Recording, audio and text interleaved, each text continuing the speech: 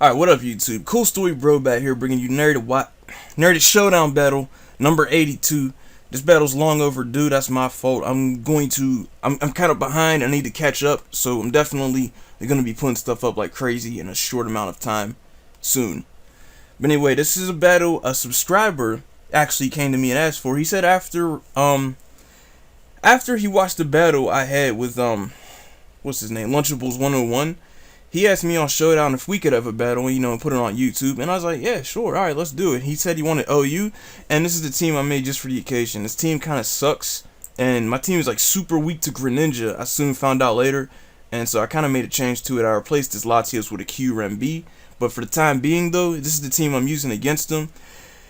And yeah, this guy's name is Torterrafying. I'm not gonna lie, I actually mess with that name. I like his name a lot. Now, looking at his team, I think the most bothersome thing that I really have to worry about on his team is probably I actually want to say the Rotom-Wash, because I don't really have any means to immediately dispose of it. The only things I really had to kill the Rotom-Wash with are Latios' Draco Meteor, and if he's specially defensive for whatever reason, then that might only get me so far. And if he's physically defensive, then Psyshock won't be able to do much.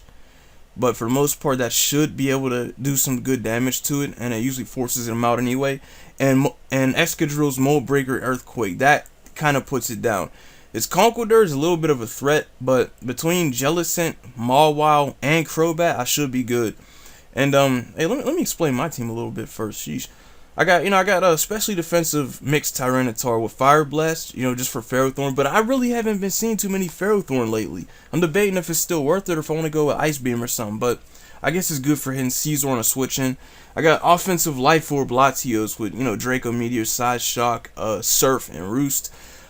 Physically defensive Jellicent with enough speed to outpace Skarmory, but for some whack reason, everything I've faced with Jellicent has been able to outspeed it. It's like, what's the point of this speed, man? Like, what the heck? The one Skarmory I did face on a ladder, dude had speed on it. I got Scarf Excadrill, and because Excadrill is Rapid Spin, I can afford to not run Defog on Crobat, so I gave it Toxic and Taunt to make it as annoying as possible for Walls to deal with. And I got Swords Dance Mega Mawile here. It goes in, it is a beast. I love Mega Mawile. I think it's one of my favorite Mega Evolutions to use in OU. And like I said, with his team, the main things I want to watch for is the Conkeldurr and the Rotom-Wash. Talonflame can also be a bit of a nuisance if Tyranitar's down and Jellicent's weakened, but it shouldn't be too much of an issue. So let's begin. He leads off with his Infernape. I lead off with Latios. He immediately U-turns and reveals to me he's Scarf because he outpaced me. So I go straight for the Psyshock, and it's 2-hit KO and his floor just clean. But he switches back out, goes on the Rotom-Wash. I go for another Psyshock. And this is enough to still 2-hit KO him, but I get greedy. I go for the Roost, because I want to keep this guy alive, because I'm like, oh, this thing just destroys his team. Alright, so he Pain Splits, takes that HP back. I Roost again, trying to stay healthy. He Will-O-Wisp me. I'm like, alright, Will-O-Wisp, I can get around that. I can deal with it. But then he switches to Talonflame on the Psyshock again. Another close 2-hit KO, but I don't want to die this early, especially with something I work so hard to keep alive. But as you're going to see here, that play against the Rotom where I decided not to kill it is going to come back to bite me. So he U-turns as I switch into Tyranitar, good play, sends in his Infernape, I switch back out into Jellicent, and it gives him more incentive to U-turn, which is kind of annoying because he's got like a semi-volt turn thing going on here with Rotom, Infernape, and Talonflame. But it shouldn't be anything I can't manage. I use Jellicent to taunt here, thinking it outruns the Florges. Go figure, it doesn't outrun the Florges. And he sets up the Wish. He Moonblasts me. I go for the Scald in a futile attempt to actually do something. It does nothing, and he gets his Wish back. I did get the Burn, however, which I guess is kind of helpful, but it's not really going to do much of anything. So he switches into his Rotom as I switch out going to Brobat. And, I'm kind of worried. I know I could take a Volt Switch, so I decided to just taunt him to make sure he can't get the Will-O-Wisp off on me. Go for the Toxic, because once again, I know I could take a Hydro Pump, I know I could take a Volt Switch. It's not that big an issue to me. And if he stays in, I can just wear him down slowly. So I Roost, taking the Hydro Pump. He goes for the Volt Switch, which does nothing because you lose your Flying type off Roost. He sends in Fortress. I'm like, didn't you see the taunt? But he goes back in a Rotom-Wash again, so it's like lather, rinse, repeat. Get it? So anyway, I'm just roosting here, you know, letting him do his thing. I'm trying to wait to see what he brings in because Brobat does take on his team pretty nicely. Now, Infernape is scarfed. I don't want to take the Flare Blitz. I feel like he was going to U-turn, but I didn't want to take the risk, so I went to Jellicent. He U-turned on me, went to Florges, and pretty much set up the Wish. I go for Recover to heal Jellicent back up later so he could come back in at a later time in the battle. He goes for the Aromatherapy. I go for the Scald, hoping he was going to switch out after doing the Wish, but he doesn't.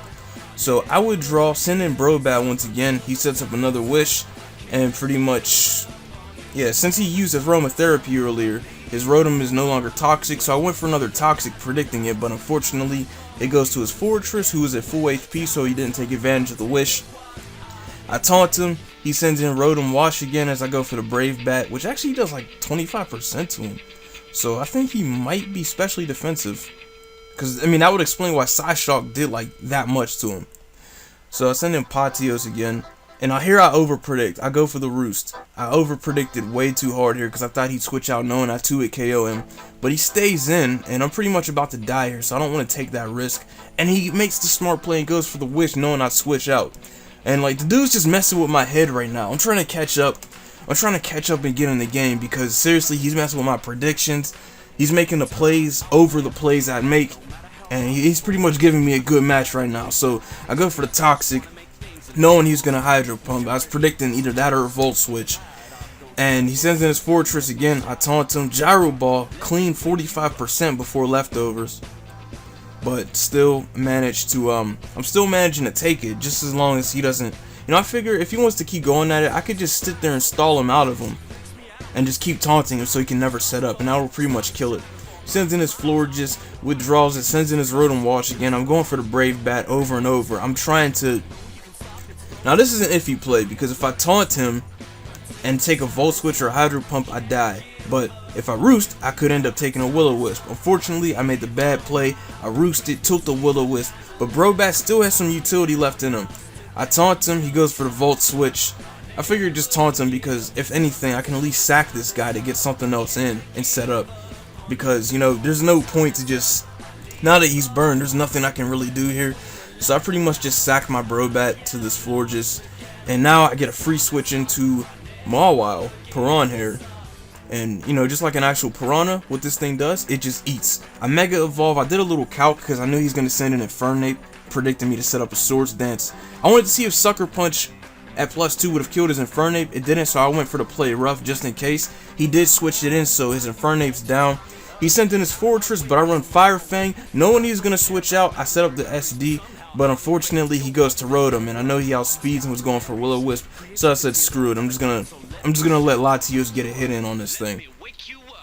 And I go for the Psyshock here, killing his Rotom, this time doing what I should have done way earlier in the battle.